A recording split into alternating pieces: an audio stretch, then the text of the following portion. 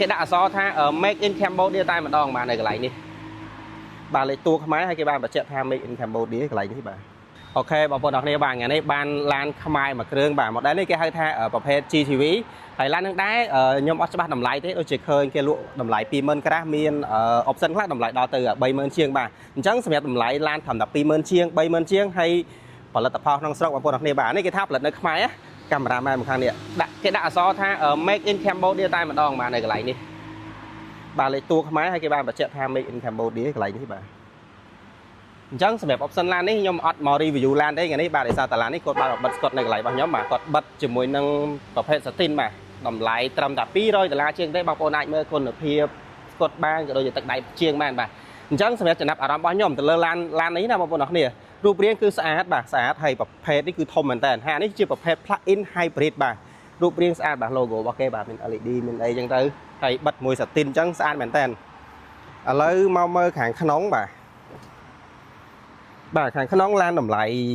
20,000 ជាង 30,000 ជាងប៉ុន្តែកន្លែងណាក៏ស្បែកដែរបាទហើយឡាននេះចម្លែកបន្តិចដោយសារតែកន្លែងសាលសពគឺនៅកន្លែងនេះធម្មតាឡានយើងផ្សេងបាទអាចនៅកន្លែងនេះអាចនៅកន្លែងនេះតែឡាននេះគឺនៅកន្លែងនេះបាទចកូតទុនមែនតើបាទ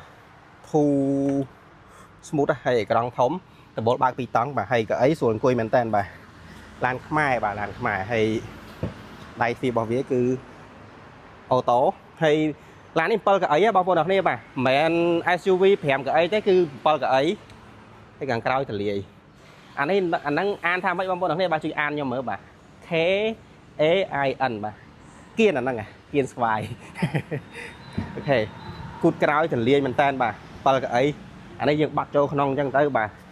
ដាក់មនុស្សបាន7នាក់កន្លែងនេះបាទអញ្ចឹងឡានហ្នឹងបងប្អូនឲ្យបន្ទុកប្រមាណដែរបាទសម្រាប់ខ្ញុំគិតថាសម្រាប់ឡានតម្លៃប៉ុណ្ណឹងបាទគឺខ្ញុំគិតថាវាពិសេសមែនតើបាទពីមុនបាទសម្រាប់បងប្អូនកាន់លុយ20,000 ជាង 30,000 ជាងជំរើសឡានមានតែមួយប្រភេទពីរប្រភេទទេប៉ុន្តែបច្ចុប្បន្ននេះបាទសម្រាប់បងប្អូនកាន់លុយ30,000 ជាងឡានចង់20ប្រភេទបាទគឺច្រើនមែនតើអញ្ចឹងខ្ញុំគិតថាបងប្អូនអាចនឹងសម្លឹងមើល model នេះមួយនឹងទៅបាទដោយសារវាធំបើតាមតែខ្ញុំមើលរូបរាងខាងក្រៅគឺធំជាងបងប្អូនមើលក្នុងវីដេអូឬក៏ក្នុងរូបបាទជាក់ស្ដែងខាងក្រៅគឺធំមែនហើយឡាននេះហាប់បាទការផលិតអីគឺរៀងហាប់